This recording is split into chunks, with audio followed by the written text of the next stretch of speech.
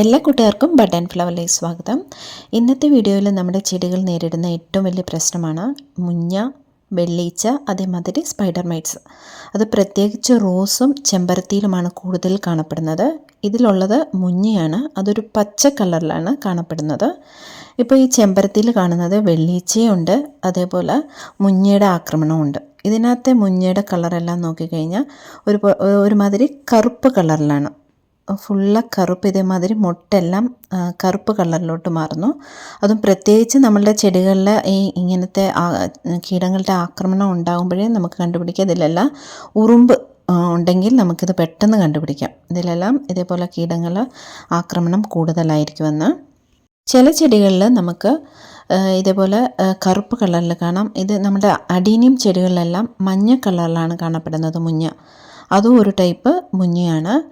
അപ്പോൾ ഇത് നമ്മുടെ ചെടികളിൽ വന്ന ചെടി മൊത്തത്തിൽ നശിച്ചു പോത്തുള്ളൂ. അത് പ്രത്യേകിച്ച് ചെമ്പരത്തി ചെടിയെല്ലാം വന്നു കഴിഞ്ഞാൽ അതിനെ സംരക്ഷിക്കാൻ ഭയങ്കര ബുദ്ധിമുട്ടാണ്. അപ്പോൾ അതുകൊണ്ട് നമ്മൾ വരാതെ സൂക്ഷിക്കണം. അപ്പോൾ വന്നു കഴിഞ്ഞാൽ നമുക്ക് ഏതെല്ലാം രീതിയിൽ നമ്മുടെ ചെടിയെ ഇതേപോലെ മുഞ്ഞ, സ്പൈഡർ മൈറ്റ്സിലെല്ലാം രക്ഷിക്കാമെന്ന് നോക്കാം. ഞാനിവിടെ 3 സൊല്യൂഷനാണ് കാണിക്കാൻ പോകുന്നത്. അപ്പോൾ ആദ്യത്തേത് ഈ ബേക്കിംഗ് സോഡ കൊണ്ടുള്ളൊരു സൊല്യൂഷനാണ്.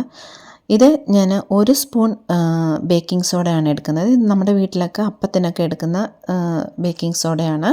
ഇതിൻ്റെ 1 സ്പൂണ് ഞാൻ 1 ലിറ്റർ വെള്ളത്തിലാണ് കലക്കുന്നത്. ഇതാണ് ആദ്യത്തെ മെത്തേഡ്. അപ്പം ഞാനിത് 1 സ്പൂണ് 1 ലിറ്റർ വെള്ളത്തിൽ കലക്കിയിട്ട് അതിലേക്ക് നമ്മൾ ഇന്നൊരു സാധനം കൂടെ ആഡ് ചെയ്യുന്നുണ്ട്. അതിൻ്റെ കൂടെ നമുക്ക് 1 സ്പൂണ്, ഒരു 5 ml നമ്മളുടെ ലിക്വിഡ് സോപ്പ്, പാത്രം കഴുകാനൊക്കെ ഉപയോഗിക്കുന്നത്, അല്ലെങ്കിൽ മൈൽഡായിട്ടുള്ള ഷാമ്പു എന്തെങ്കിലും മതി. അപ്പോൾ അതും കൂടെ നന്നായിട്ട് മിക്സ് ചെയ്തിട്ട് നമ്മുടെ ചെടികളിലെല്ലാം ഒന്ന് സ്പ്രേ ചെയ്ത് കൊടുക്കുക. ഏതെല്ലാം ചെടികളിലാണോ ഇതേമാതിരി വെള്ളീച്ച, അതേമാതിരി മുഞ്ഞയുടെ ആക്രമണമുണ്ടോ അതിലെല്ലാം ഒന്ന് സ്പ്രേ ചെയ്ത് കൊടുക്കാം. കഴിവതും നിങ്ങൾ വൈകുന്നേരങ്ങളിൽ സ്പ്രേ ചെയ്ത് കൊടുക്കാൻ ശ്രമിക്കുക. രാവിലെയൊക്കെ ആകുമ്പോൾ നമ്മൾ ഈ സോപ്പിൻ്റെ അംശം ഉള്ളതുകൊണ്ട് വെയിൽ തട്ടുമ്പോൾ പെട്ടെന്ന് ചെടി കരിഞ്ഞു പോകും. അതുകൊണ്ട് നിങ്ങൾ വെയിൽ നന്നായിട്ട് ആറിയിട്ട് ഒരു 6 മണിക്ക് ശേഷം മാത്രം സ്പ്രേ ചെയ്ത് കൊടുത്താൽ മതി. കാരണം ഇത് കൂടുതലും എല്ലാ രാത്രി കാലങ്ങളിലാണ് നമ്മുടെ ചെടികളിൽ കൂടുതലും ഇത് ആക്രമിക്കുന്നത്. അതുകൊണ്ട് ഇത് രാത്രിയിൽ സ്പ്രേ ചെയ്ത് കൊടുക്കുന്നതാണ് നല്ലത്. ഈ സോപ്പ് ലിക്വിഡ് ഒഴിക്കുന്നത് എന്തിനാണെന്ന് വെച്ചാൽ ഈ മീലി ബഗ്സിനെല്ലാം മേലെ ഒരു കോട്ടിംഗ് മാതിരിയുണ്ട്, വൈറ്റ് കളർ. അപ്പോൾ ഈ സോപ്പിൻ്റെ ലിക്വിഡ് ഒഴിക്കുമ്പോൾ അത് പെട്ടെന്ന് ആ കോട്ടിംഗ് പോയിട്ട് അത് പെട്ടെന്ന് ചത്തുപോകുന്നതാണ്. അതുകൊണ്ടാണ് നമ്മൾ ഈ എല്ലാത്തിനും ഈ സോപ്പ് ലിക്വിഡ് ചേർക്കുന്നത്. ഇതാണ് ആദ്യത്തെ സ്റ്റെപ്പ്. ഇത് നമുക്ക് ആഴ്ചയിൽ ഒരു 2 പ്രാവശ്യം സ്പ്രേ ചെയ്ത് കൊടുക്കണം. അടുത്തത് ഞാൻ രണ്ടാമത്തെ സ്റ്റെപ്പ് കാണിക്കാൻ പോവാണ്. അതിനും നമുക്ക് ലിക്വിഡ് സോപ്പ് അല്ലെങ്കിൽ മൈൽഡായിട്ടുള്ള എന്തെങ്കിലും ഷാമ്പു യൂസ് ചെയ്യാം. രണ്ടാമത്തെ ഐറ്റമാണ് നമ്മുടെ വീട്ടിലെല്ലാം, ഇപ്പോൾ എല്ലാവരുടെ വീട്ടിലും കാണും. ഈ കൊറോണ കഴിഞ്ഞതിന് ശേഷം എല്ലാവരുടെ വീട്ടിലും ഇത് അവൈലബിൾ ആണ്. സാനിറ്റൈസറാണ്.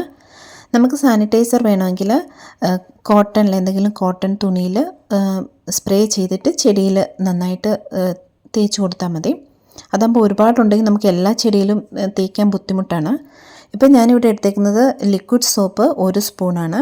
അതേപോലെ സാനിറ്റൈസർ എടുക്കുന്നത് 1 ml ആണ്. ഒരുപാട് എടുക്കരുത് സാനിറ്റൈസർ, കാരണം ചെടിക്ക് ഒരുപാടായി കഴിഞ്ഞ് കഴിഞ്ഞാൽ ചെടി നശിച്ചു പോകും. അതുകൊണ്ട് 1 ml. നിങ്ങൾക്ക് 1 ml അറിയില്ലെങ്കിൽ നിങ്ങൾ എന്തെങ്കിലും ഈ മരുന്നിൻ്റെ കുപ്പിയുടെയൊക്കെ അടപ്പുണ്ടല്ലോ, അപ്പോൾ അതിലെടുത്താൽ കൂടെ മതി. അത് ആദ്യം നന്നായിട്ടൊരു കപ്പിൽ നന്നായിട്ട് മിക്സ് ചെയ്തതിന് ശേഷം മാത്രമേ അത് വെള്ളത്തിലോട്ട് യോജിപ്പിക്കാവുള്ളൂ. അപ്പം ഞാനത് 1 ലിറ്റർ വെള്ളത്തിലാണ് 1 സ്പൂണ് ലിക്വിഡും 1 ml സാനിറ്റൈസറും എടുത്തേക്കുന്നത്. അത് നന്നായിട്ട് ഈ മീലി ബഗ്സ് ഉള്ള ചെടിയിലെല്ലാം സ്പ്രേ ചെയ്ത് കൊടുക്കാം. പ്രത്യേകിച്ച് ഈ തക്കാളിയിലെല്ലാം പെട്ടെന്ന് കയറി പിടിക്കും. അപ്പോൾ അതിലെല്ലാം ഒന്ന് നമുക്ക് സ്പ്രേ ചെയ്ത് കൊടുക്കാവുന്നതാണ്. ഇതും വൈകുന്നേരങ്ങളിൽ മാത്രം സ്പ്രേ ചെയ്യാൻ ശ്രമിക്കുക. കാരണം സോപ്പ് ചേരുന്നത് കൊണ്ട് നമുക്ക് രാവിലെ ഇത് സ്പ്രേ ചെയ്യാൻ പാടില്ല.